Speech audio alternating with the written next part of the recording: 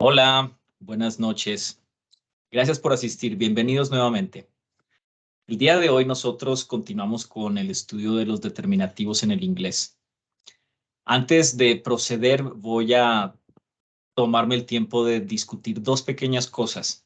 La primera de ellas es hacer referencia a la jerarquía de palabras. Y la segunda, a algo que tal vez no quedó muy claro en el anterior video sobre el uso de a y the. Entonces, veamos la primera parte. Y veamos, entonces, a ver, entonces estoy aquí compartiendo. En el desarrollo de nuestro trabajo, vamos creciendo y la forma en la que se ordena la gramática estructuralmente comienza por la palabra, continúa por la frase, sigue en la cláusula para continuar a la oración, de ahí a oraciones complejas y finalmente las compuestas. La naturaleza de cada una de estas es básicamente homogénea y todo al final comienza por entender que hablar no es otra cosa que aglutinar lexemas de una manera coherente. Entonces, shark vendría siendo el caso de una sola unidad indivisible que tiene un significado útil.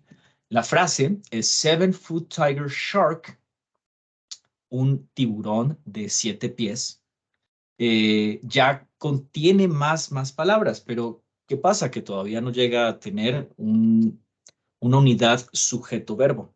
Lo que sí va a ocurrir en la cláusula, cuando un tiburón de 7 pies había llegado. Bueno, llegó en este caso, no había una vía.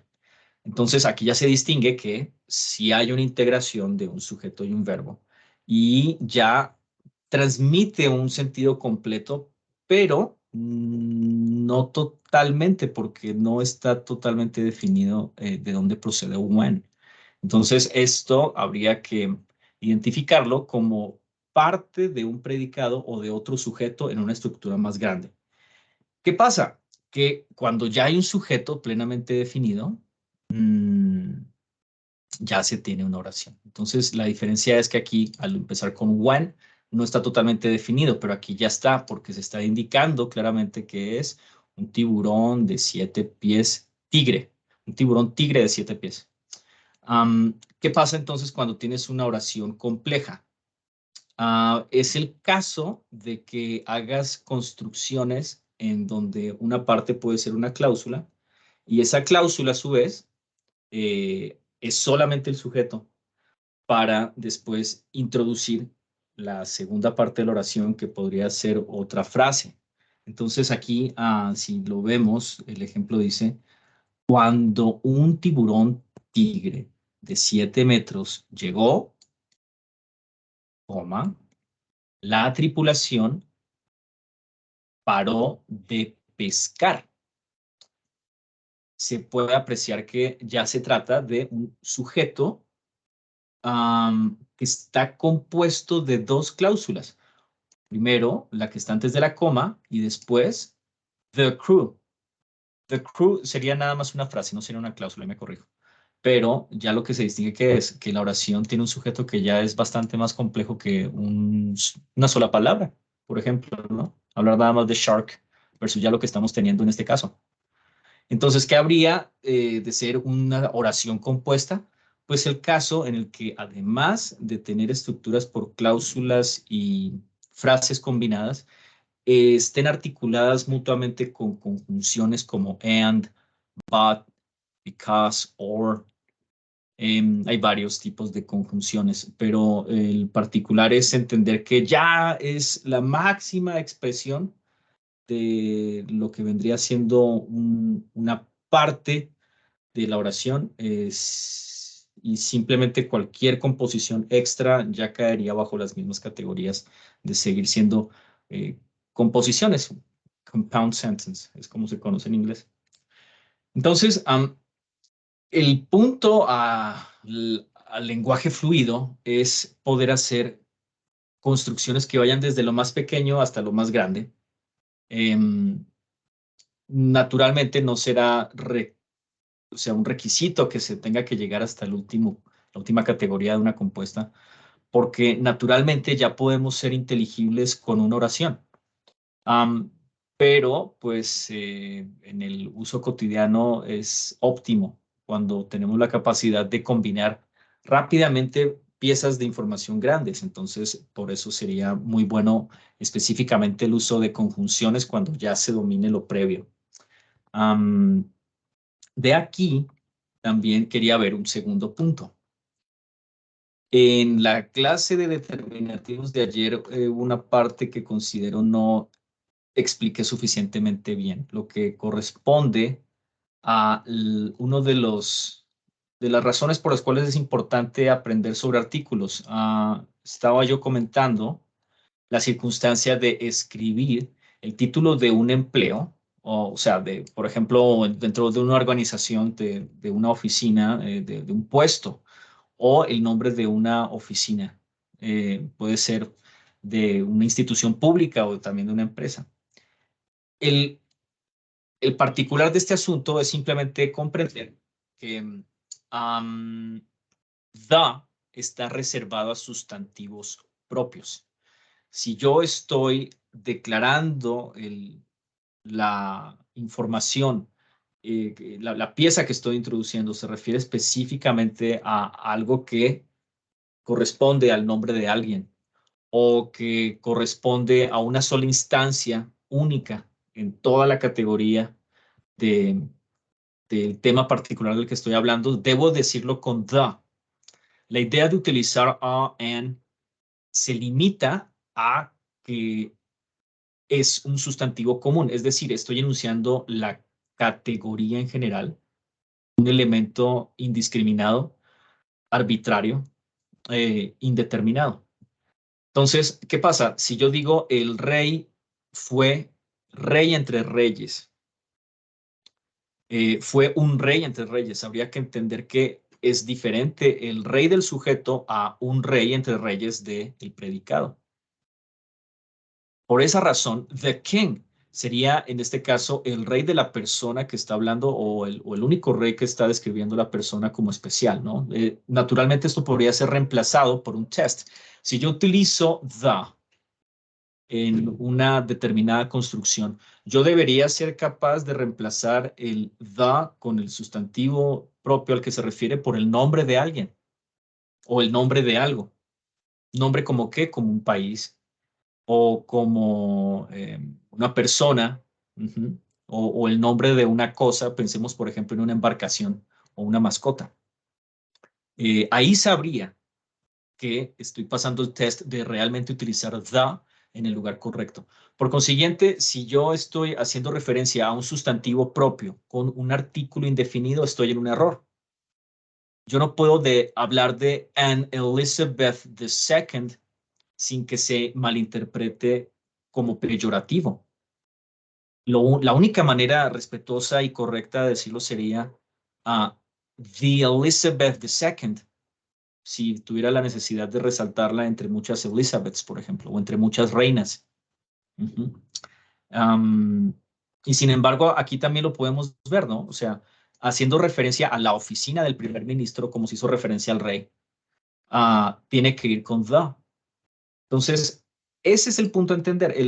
El título de un trabajo o de una oficina debe llevarse con the si estamos haciendo una referencia al sustantivo propio.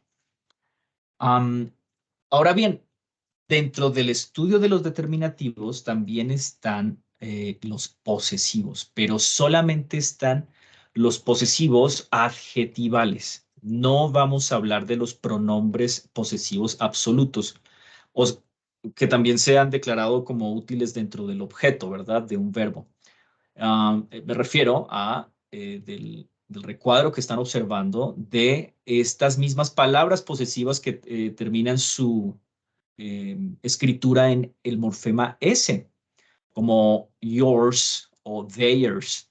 Hay otros que coinciden. Mine, por ejemplo. Ese sí es pues, bastante variable, ¿no? Mutan bastante desde my.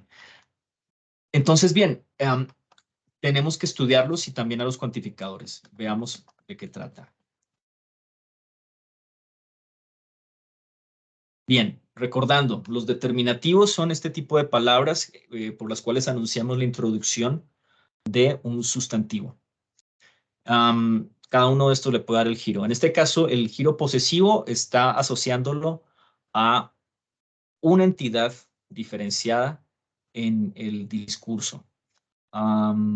Corresponden a cada persona gramatical y en algunos casos no cambia entre los pronombres personales y el posesivo determinativo.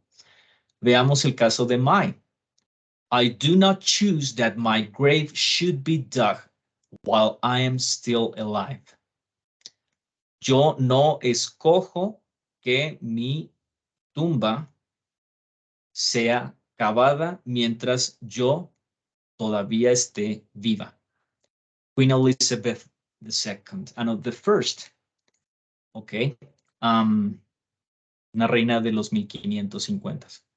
Entonces, en este caso, grave es introducido por my. El siguiente, if you want peace, you don't talk to your friends, you talk to your enemies. South African cleric Desmond Tutu. Si usted desea la paz, usted no habla con sus amigos, usted habla con sus enemigos. Está introducido por your. If a man could have half of his wishes, he would double his troubles. Founding Father Benjamin Franklin. Si un hombre pudiera tener la mitad de sus deseos, él doblaría sus problemas, duplicaría sus problemas. La introducción es de tanto de troubles por his como de wishes por his. Her looks, dentro de she got her looks from her father. He's a plastic surgeon. Ella tiene su apariencia física, ella obtuvo su apariencia física de su padre. Él es un cirujano plástico.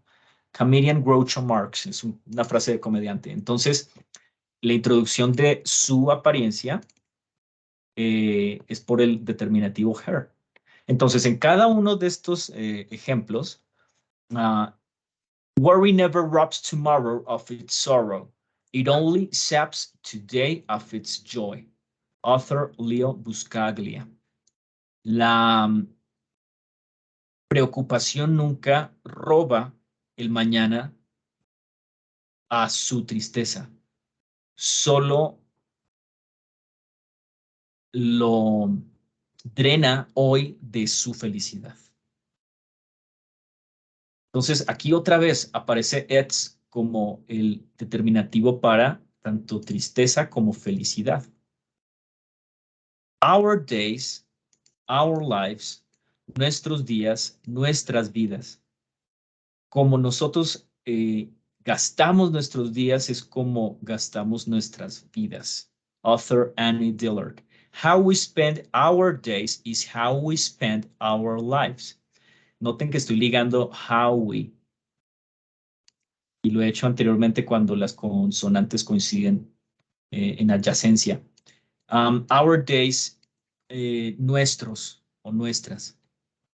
Noten también que no se hace una flexión adicional en el determinativo independientemente del género gramatical del sustantivo. Yo tengo la misma palabra, our, que en español sí flexionamos para nuestro y nuestras, y también para el número. No nos interesa si es un día, sería our day, que si son our days. No hay cambio en el determinativo. Entonces, eso simplifica considerablemente la gramática inglesa en general, en el caso posesivo. Men are like steel. When they lose their temper, they lose their worth. Martial artist Chuck Norris. Entonces, Chuck Norris era un atleta. Yo no tenía idea, pensé que solo era un actor. Los hombres son como el acero. Cuando ellos pierden su temperamento, ellos pierden su valor. They lose their worth. Entonces, su valor y su temperamento. Lo interesante, a diferencia del posesivo en español, es que el posesivo en inglés sí distingue totalmente la entidad gramatical, la persona gramatical. Su temperamento cubre varias entidades, varias personas de los pronombres personales, que en inglés es diferenciable. O sea, nosotros decimos su para diferentes entidades, pero eso en inglés es diferenciado. Es muy importante de recalcar y aprender. ¿Por qué me deberían interesar los posesivos? Si bien antes de que comience esa parte, hay que decir también que hay un pronombre interrogativo. Who es lo que nosotros utilizaríamos en lugar, en la traducción a quién, y lo utilizaríamos en lugar del sujeto. Cuando hacemos una oración interrogativa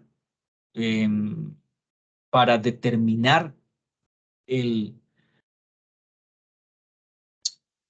la identidad de un determinado sujeto. Entonces hacemos la pregunta con who.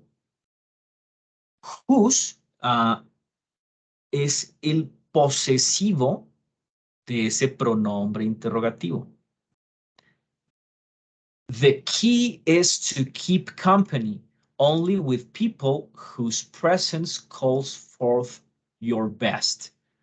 Greek philosopher Epictetus. La llave es tener compañía solo con personas cuya presencia llame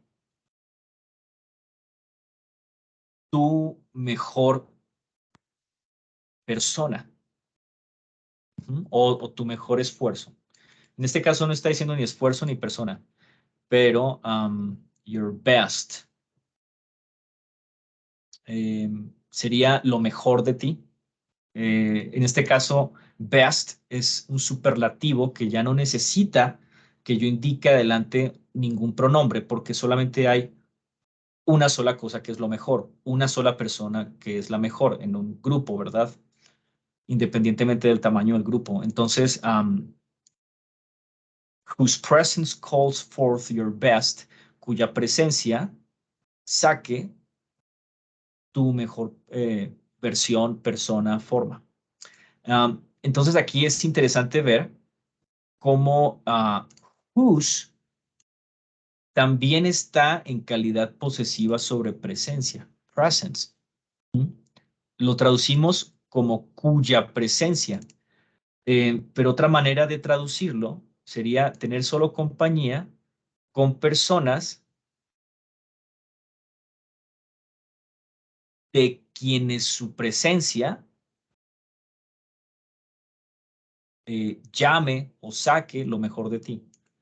Entonces, aquí el de quienes lo utilizo nada más de esta manera para identificar más claramente la relación que tiene con presence. Es la presencia de quién, de quienes, y ese de quienes está descrito por lo que va después del verbo, calls forth your best.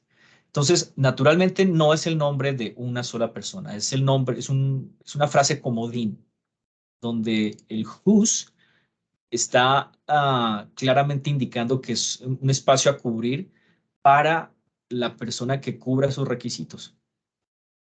Vale la pena decirlo. Normalmente no se incluye como una persona gramatical who, pero tiene lugar a causa de que el caso interrogativo pues debiera ser visto de una manera más integrada al indicativo y no verlo como una parte ajena al lenguaje que tiene que aprenderse como un segundo módulo, cuando realmente la idea de la expresión tiene que ver mucho con la capacidad por interrogar la realidad.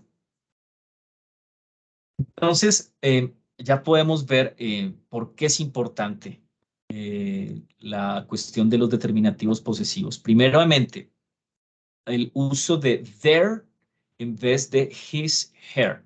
En el inglés nosotros no tenemos un posesivo singular no genérico que pueda usarse en personas. Tenemos its, pero no puedes usarlo para personas, sino para cosas y animales. Cada responsable, bueno, cada dueño es responsable de su perro. Entonces aquí esto es un error, ¿por qué? Porque el su, usado como suyo de esto, es incorrecto de ser aplicado para cada dueño. Y como el verbo es está dando más información del sujeto en el predicado, entonces exclusivamente se está refiriendo al mismo objeto que compone el sujeto, es decir, a each owner, es decir, a gente. No es posible. Entonces, en el inglés, ¿qué pasa? Que al no tener un pronombre neutro, históricamente se hacía la utilización de has, eh, indeterminando a las féminas, y posteriormente, para incluirles, cada vez que había necesidad de decir, eh, de declarar la posesión de alguna determinada cosa, había que usar la frase of his or her, de tal manera que los textos se volvían acartonados. No había una forma más sintética, pero ya durante este siglo se estandarizó que en vez de utilizar el fraseo of his or her, simplemente se menciona their para cubrirles. Razón por la cual también their está utilizándose actualmente para la revolución de pronombres por la nueva política de género. Entonces, cuando tu persona singular pueda ser ya sea femenino o masculino, macho u hembra, tienes dos opciones. La utilización primero de their. Cada dueño es responsable de su perro, su de ellos. Each owner is responsible for their dog. O volver a la manera anticuada. Each owner is responsible for his, her dog. For his or her, entonces el or se hace con este eh, dash, bueno, con el slash, perdón. Sigue siendo acartonado. Podrías utilizar his con un truco. With a caveat. Throughout this document, his means his dash, his slash her. Esto era un truco común en la parte frontal de los documentos. Entonces, simplemente estaban excusando utilizar el posesivo masculino para declararlo al equivalente de lo que hoy usamos como their. Realmente antes se daba más preponderancia a la precisión del número gramatical, razón por la cual se estandarizó GES, versus que hoy se da más preponderancia a la protección de susceptibilidades, por razón por la cual ya no es necesario que coincida el número gramatical con los posesores reales del el sustantivo. Simplemente se está cubriendo el caso nada más pues de que efectivamente no hay un neutro en inglés singular. O sea, realmente lo que habría pues, faltado formar sería un neutro utilizable a personas que funciona a la manera de its.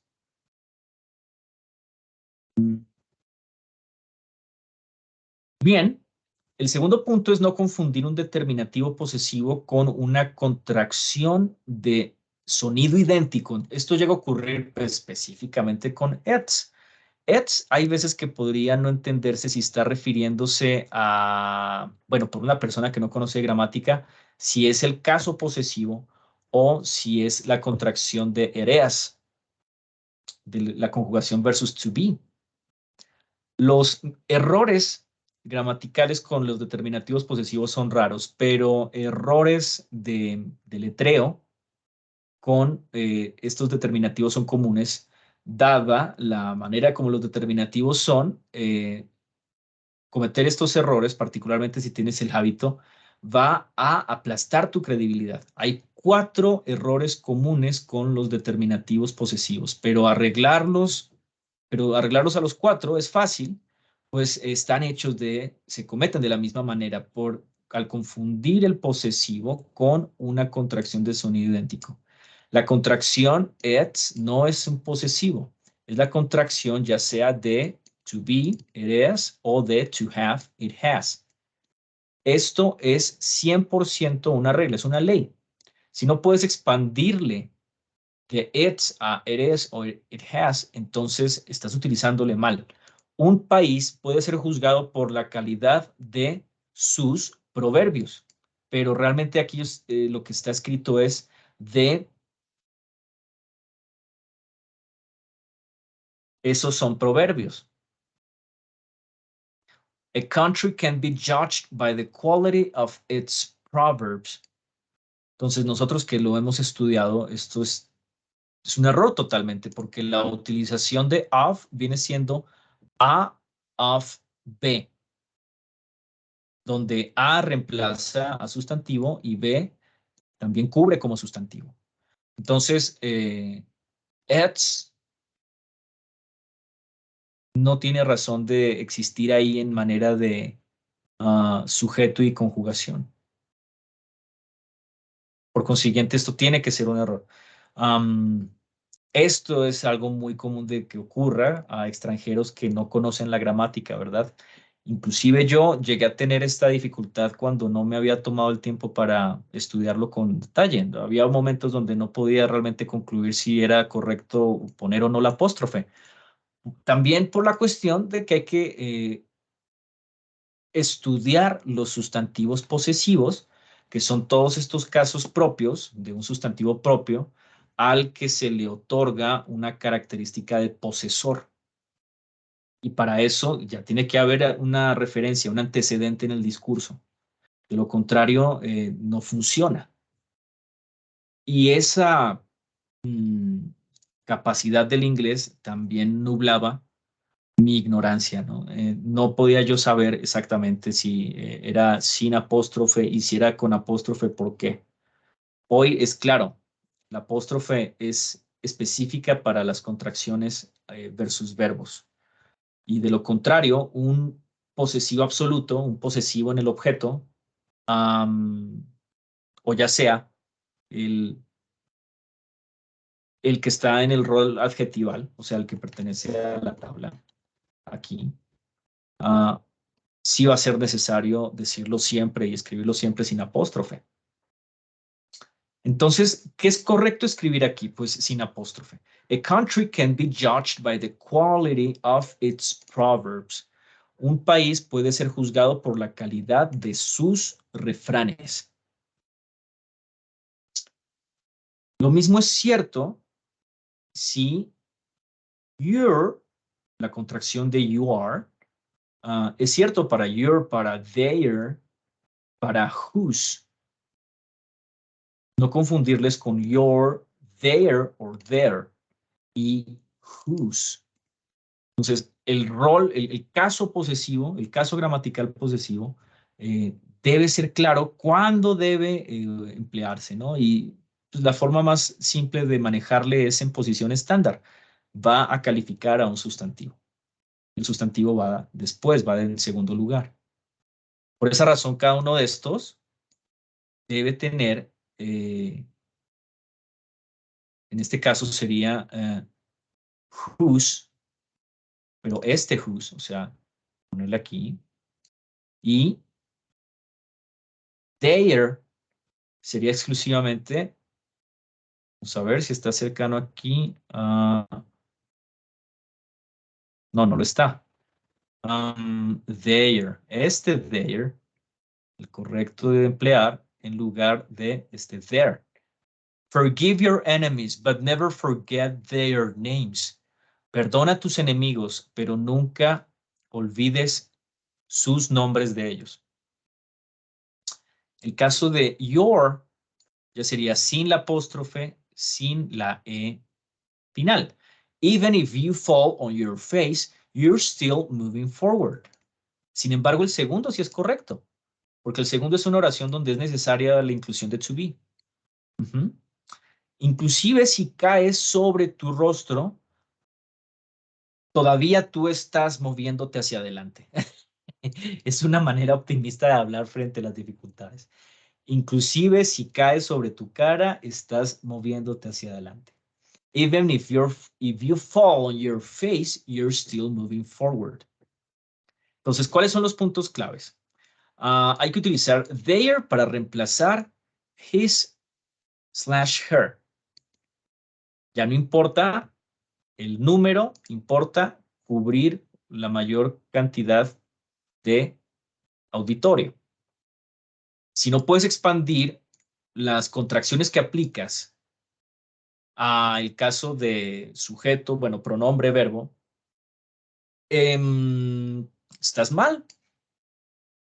Entonces, con esto finalizo el segundo video de determinativos posesivos y vamos a ver en el siguiente la utilización de cuantificadores.